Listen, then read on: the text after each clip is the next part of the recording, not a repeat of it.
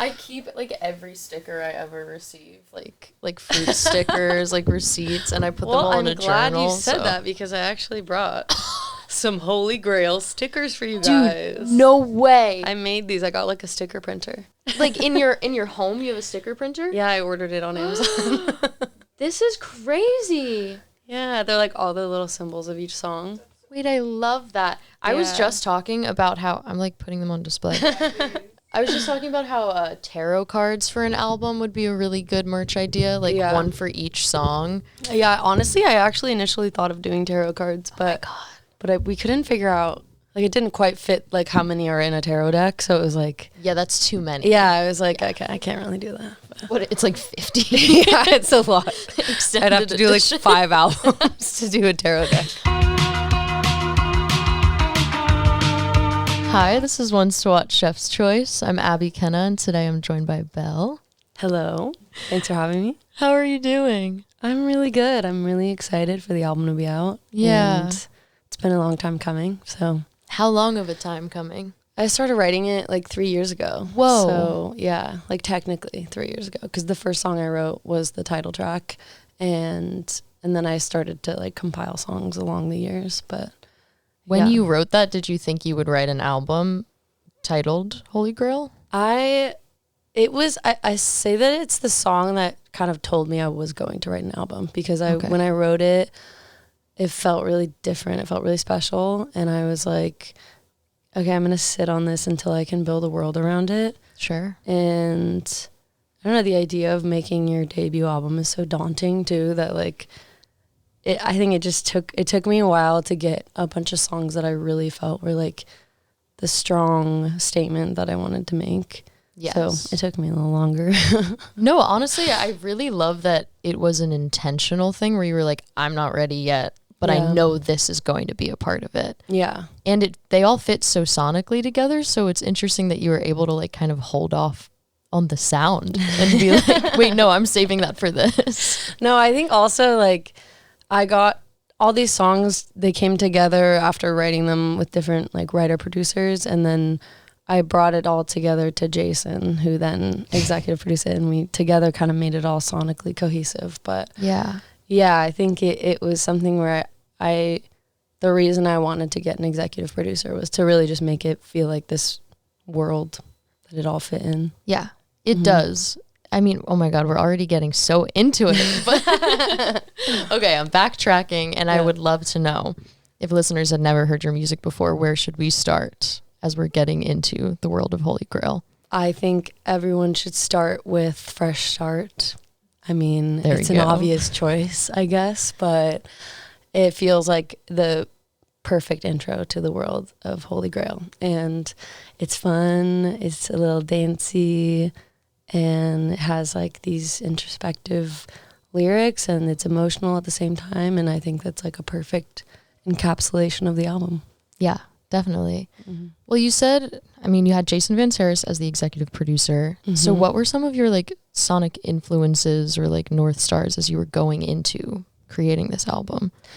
Well, there was like kind of a playlist I made, and honestly, there were a lot of different influences. I was like listening a lot to Porches randomly, and then like there's some Radiohead influences in there for sure. But I knew that I wanted to have like cool textures, like samples of like things happening in the background and stuff too. And I don't really know like what artist that was specifically from, but it was just more something that I wanted it to have this like real life element to it as well.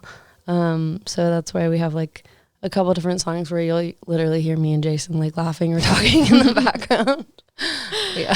I love that. And how does Fresh Start contextually lead us into the world of this album? Like what made you write it? I wrote it when I was moving out of my apartment that I had been living in for 3 years. And I just felt really nostalgic and like sad about leaving behind all the memories that had started there. Yeah. And I think it felt like a good way to start the album too, because it is like, okay, there are very painful things about change, but it's also really beautiful because it means there's a new chapter and there's something to look forward to, and it's uncomfortable but also exciting. And I think that sort of encapsulates the feeling of yearning and taking a leap of faith towards your dreams and your goals. Like, there are going to be so many uncomfortable moments, but so many beautiful moments that come out of that. Yeah. That sort of feels like the general theme of the album as well. It's like definitely. discomfort, but also like feeling good about yourself for feeling uncomfortable. Yeah, definitely. Were there intentional themes as you were like tying the songs together, or did that sort of come later as you realized the track list? I think when I knew that Holy Grail was going to be the sort of focal point of the album, I was like going into each writing session knowing that I wanted it to thematically connect in that way. I wanted it to all feel like this sense of yearning and this sense of like this like hero's journey sort of. Yeah. I love that. I mean, especially with Holy Grail. I can't stop thinking about Monty Python. Yeah, totally. No, exactly. I think like once I knew it was going to be the title of the album, I also was just immediately flooded with all the visual ideas and wanted it to connect my sense of humor. And I was thinking about all the like fun ways to connect, like, you know, the medieval sort of symbolic things, but also just like being really weird and whimsical and funny.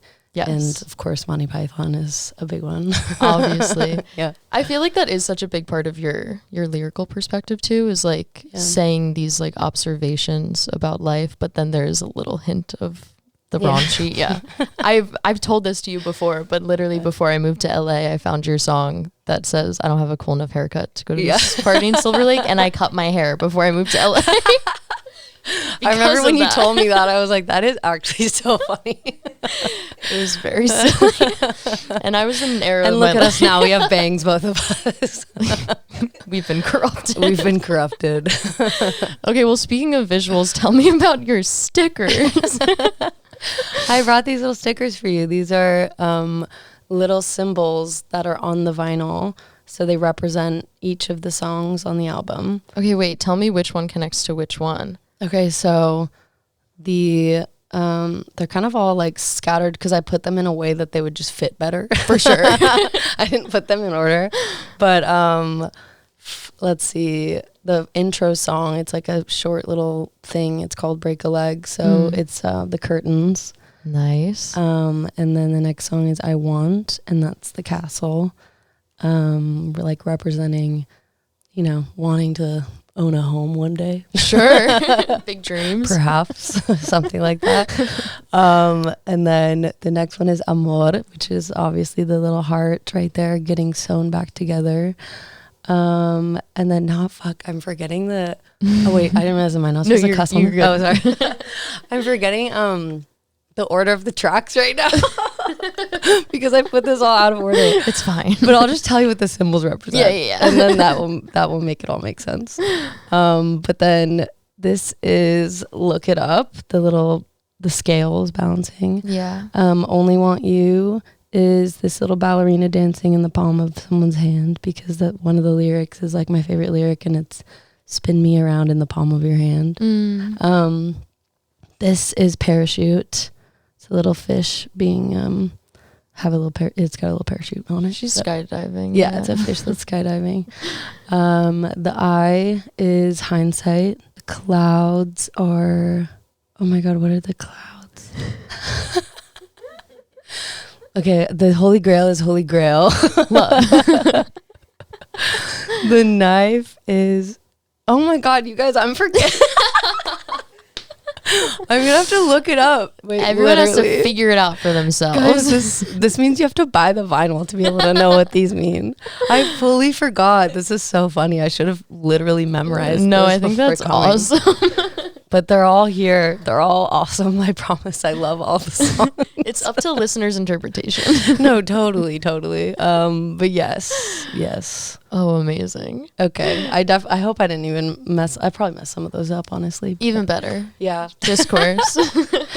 But yeah, there's a lot of just like a lot of cool symbols like within the visuals that are very intentional. And there's a lot of hummingbirds, because hummingbirds are my favorite bird, and I like talked to somebody one time that was like a shaman type person, like psychic person, and they were like, oh, I see hummingbirds, and I was like, oh my god, I see them all the time. And so I feel like there's this special spiritual thing for me that just like always remind me to keep going.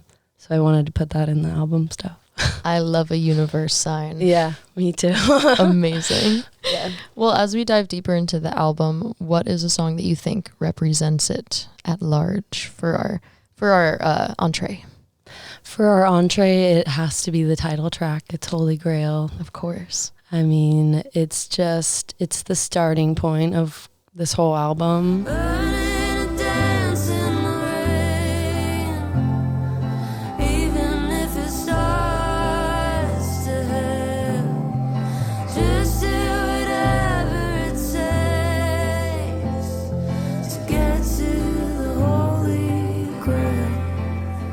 It means so much to me. Also, like, it was a song that I started playing on my first tours, and I started playing it live, and it just took on a new meaning once I started playing it, because it's initially about like singing songs to crowds of people that don't give a shit, like that they're not listening, or to empty rooms. Like, it's just a rite of passage, I think, for a developing artist. And when I started performing that song, I felt like everyone was actually listening, and I don't know what it was, but I just knew that this had a really emotional connection to people, even like if they didn't know who I was, like just opening for an artist that they were there to actually see.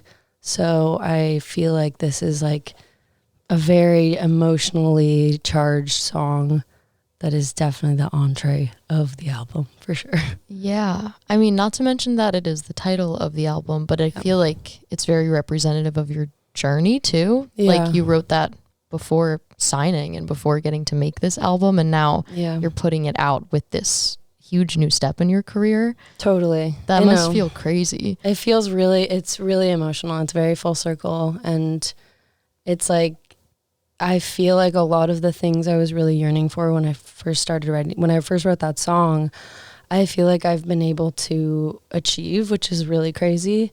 So it feels like a lot of the songs on the album have become like these manifesting songs. And I think that's really cool. And I feel really, really grateful about that. Yeah. Did you write a lot of the album? Well, what is your process? Are you writing by yourself and bringing them to producers, or are you sort of sessioning? It kind of is a mixture of the two. Like, a couple of the songs I had written, and then I brought them in, and then the other ones, like, I just like have collaborators that I work with that will come in, and I'll have these ideas for lyrics, and then somebody will do some sort of chord progression that will inspire me. But yeah, I'm mainly, I don't really take lyrical input mainly. I really like input on like what chords to do, or like how to make something sound different. Yeah. But I would say the song on the album that I did actually have lyrical input was with I Want. I wrote that with Mia Folick, and I just like love her songwriting so much. And so it felt like such a natural thing to sort of let go of and like be able to combine our minds together, and it was really cool.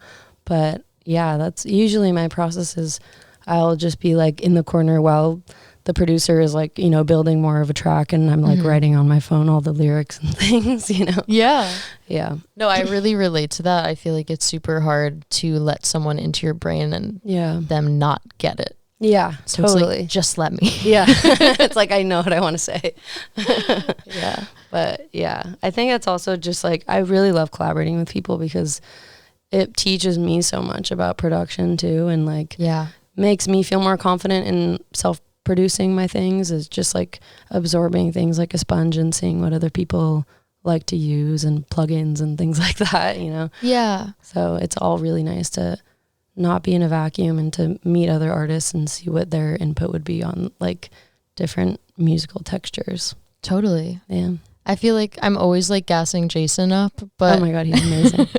But I love him so much. He's such a good boy, and he's one of those people that isn't going to just have his back to you and like do shit on the track without letting you know. Right. And that creates a very different like writing experience. Absolutely. So I just remember when we had our first writing session together, like, I don't know. I've had a lot of different sessions with like male producers where I just feel like they're just completely taking over everything. And I'm just like, this is not fun for me. This is not what I wanted to do, because I want to have input and I want to be playing the things.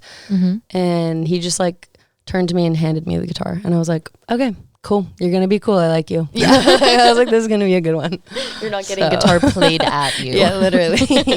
He was like, here, you play it. And I was like, cool. Oh, I love that. Yeah. So we love when people are actually, you know, open to the collaborating of it all. Yes. Community. I don't know if that made any sense, but. No, it does. It totally does. Yeah. No, he's amazing though. I feel like he's one of the people that when I was thinking of people for executive producing for the album, I was like, it would be really awesome to have him, just because we just have this really good creative chemistry together, and we're also both like total sarcastic assholes. So they're just like goofing around the whole time too, and it's really fun. That is a nice like symbiosis. Yeah. That's sweet. Yeah. Well, the album at this time comes out in like a week. Yeah. Next week. Yeah, next week. How It's are crazy. we feeling?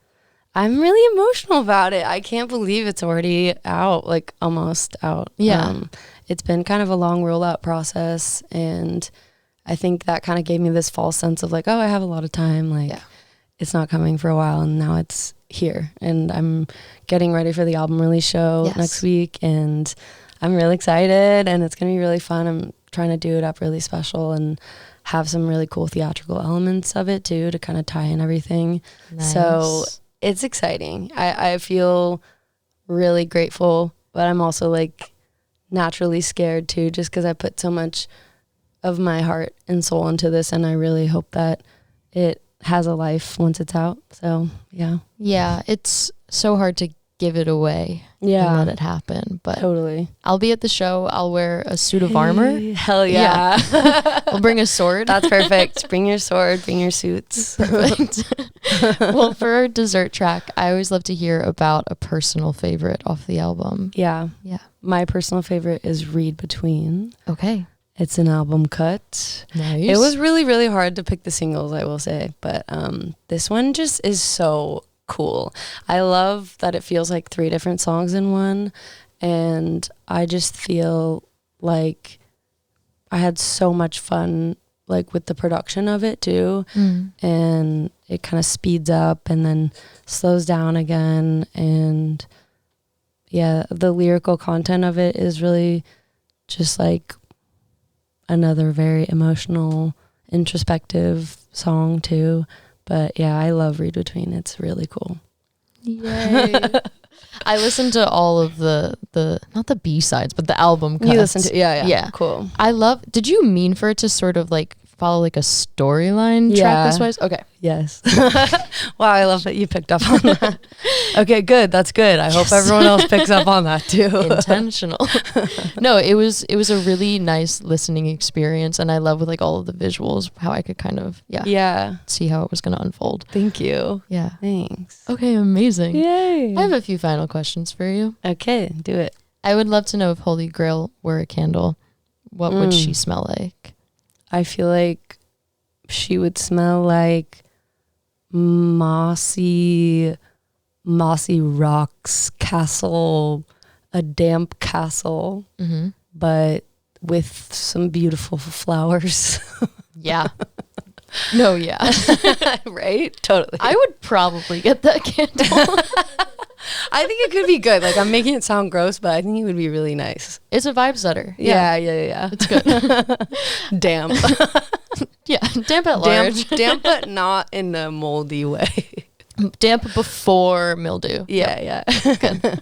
I would also love to know what your favorite sound is right now, but like a life sound. Whoa. My favorite sound? Okay. Yeah. Like in like any type of sound? Yeah, like a dog's claws on the ground walking towards you, or rain. Okay. My favorite sound is all I can think of is ASMR right now. I'm just thinking of like brushes on mics. I love the brushes when they do that. That's my favorite. Amazing. I guess, yeah. I love like catching people off guard with No, these you questions. really caught me off guard with that. I'm like, why can I not think of any sound? And that's literally what we do. Well, because I removed music from it. Right, so. right. That's what it is. Yeah. That's what it is. No, I think that's a good one. Also, you know what? Now I'm real. Okay, I think the sound of like plates clinking, like little like forks and knives on plates, like the sound of a dinner party. I like that. I do work to this podcast that is like coffee shop background chatter. Oh, nice. So it's like incoherent conversations and like forks on plates and like jazz. I love that so much. Yeah, it's good It stuff. just like paints a picture. Yeah. Yeah, it's really beautiful. Yes. It's good for the brain. Love that sound. Well, my final question for you is who your ones to watch are. So who are you listening to that we should be listening to? I am listening to Boyish's new album. I'm obsessed with it. I love them. I'm their biggest fan. I also listened to this new song by Madeline. Yes. Yes, it's so good. It's like Caroline Polachek kind of vibes. Mm-hmm. Really good. And then Mother Soki is really good. Oh, cool. Yeah. I think those are my ones. That's a great trifecta. Yeah. Oh my God. Amazing. Yeah. Well, congrats on the album. I'm you. so excited for the show. Thank you so much. I'm really excited and thanks for having me. Of course. So nice. Well, once again, this is Ones to Watch Chef's Choice. I'm Abby Kenna and this is BEL. Listen to Holy Grail. Woo! Yay.